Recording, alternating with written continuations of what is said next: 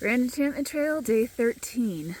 Today I should be descending out of the Santa Teresa mountains. I have a little over a mile left of questionable trail.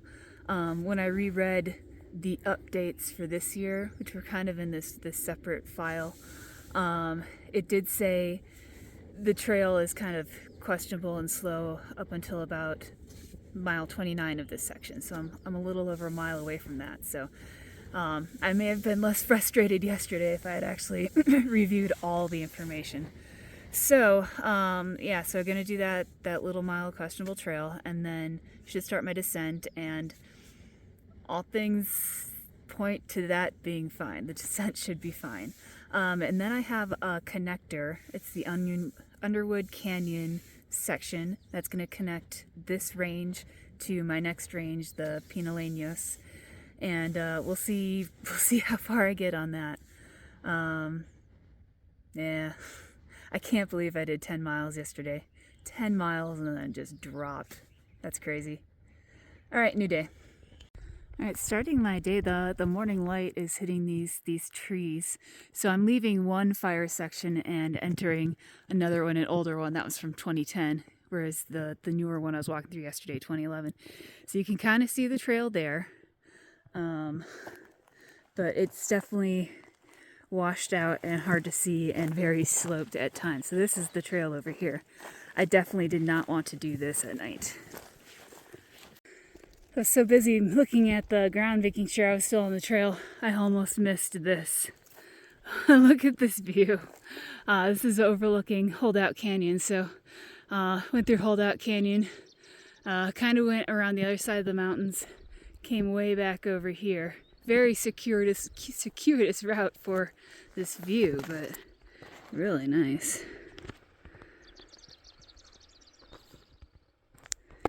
All right. More looking down to see if I'm on trail. Oh, look at this. Somewhere out here is the promise of easy trail and then roads. And then this mountain range over here is where I'm headed next. It's hard to tell with the sunlight, but there is some snow up on those peaks. Hopefully it's not too bad though. Okay, partway down the descent, I can actually kind of see the trail now. Still a little slow going because there's lots of rocks and stuff in it as well. But views are nice. This is Cottonwood Canyon. I stopped here because I really need water. I dry camped last night and I was exhausted. So I need to fill up on water. That descent was also pretty sunny. And might I add, frustratingly, I have not seen these good trails. It's not what I would call a good trail.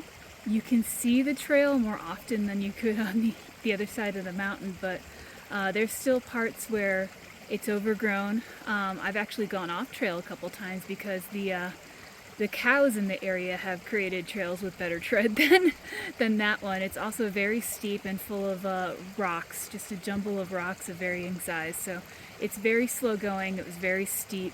Still not down it. And then the cows were making their own paths. It's overgrown with catclaw, of course. And then like one spot, like the cows had wallowed their own like campsite, so it was difficult to pick up the rest of the trail. So sadly, I do not think there are any like quote unquote good trails in the Santa Teresas. The fun continues. I'm supposedly following a four-wheel drive road, forest route like 277 or something. Four-wheel drive roads look a lot like creeks, apparently. Okay, finally, tire tracks. I've never been so happy to see tire tracks. So I know this is the road. Okay, I just went through this gate that was wide open. So I'm not sure if all those cows I saw were supposed to be in there. There is even a trailhead sign over here. What a crazy route. Crazy mountain range, crazy road. Luckily now this looks like a legit road. So making pretty good time on an actual dirt road. Next I gotta exit. I still got a couple miles to exit this section, and then I've got to get over there. And I do see some snow the very top there. So we'll see how that affects the trail. But right now I'm just worrying about finally getting out of that Santa Teresa section 8 of the Grand Enchantment Trail. Santa Teresa's just keep throwing stuff at me. This is a road. There's tracks here, so I'm following the tracks. Occasionally it's what I would consider a road. Occasionally it's down in sandy washes, and sometimes it's stream beds, sometimes it's whatever this is. Sometimes it's paths too. This road further back was basically just a walking path at one point. Oh my god. Oh my god. The end of this road is the end of the Santa Teresa section. Is this actually going to happen? Ooh! So to say that section was challenging, I think he's putting it lightly. That section was hard. Oh man. And I know I'd heard that somebody wanted to quit the trail after doing the section, and I'm just like, oh, that just means it's going to be challenging. No, it was really hard. So now I'm back on Klondike Road, probably not even that further from where I got off it to go into the Santa Teresa's. And I'm going to be out for like 2 miles, and then there's going to be a 4-wheel drive road to my right, and as I learned in this last section, that could mean anything, but it's taking me to those mountains right over there. So again, it's a little connector, a little less than 10 miles long, and looks like it's mostly 4-wheel drive, whatever that is going to be. And then there's going to be another, it's going to end with a cross-country section, because of course it would. Okay, this patch of dirt up here that looks like nothing is actually my turnoff off Klondike Road. While I was walking this road, I actually had a man stop, recognize me as a GET hiker, and asked if I had everything I needed. Let me pet his really, really cute dog for a while. And then he said his wife was coming behind in a van, and when she passed by, she honked enthusiastically. And one of the things that really makes trails great is when the community supports it. So go this way. So that's actually a spirit booster when people recognize you as a hiker, especially because I look atrocious right now. I'm covered in soot and dirt and honestly blood splatters because those cat claws poke little tiny holes that splatter. And then my shirt is torn on the sleeve in 2 places. One I attempted to duct tape, one is just flapping open. So I've got some sewing to do tonight. But he still stopped and made sure it had everything I needed. Just met 2 more GET hikers, Heyman and Sweet Pea. They're the ones with the dog. They took the Buford Hill alternate around the Santa Teresa's.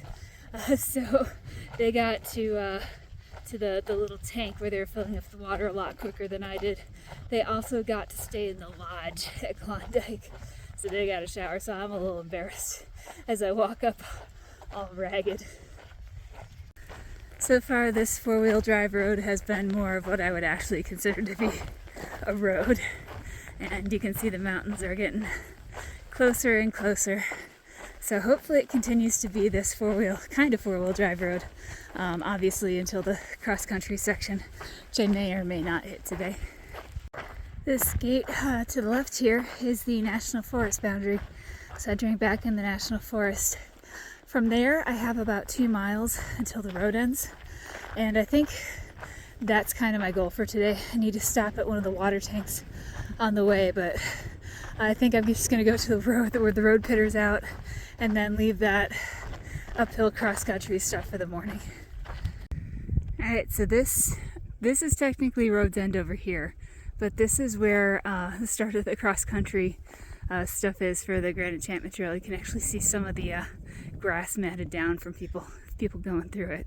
So I'm going to set up camp somewhere around here, probably in a spot that's already been flattened by cows or whatever. You can't see it over here, but over in this direction you can see the Santa Teresa's.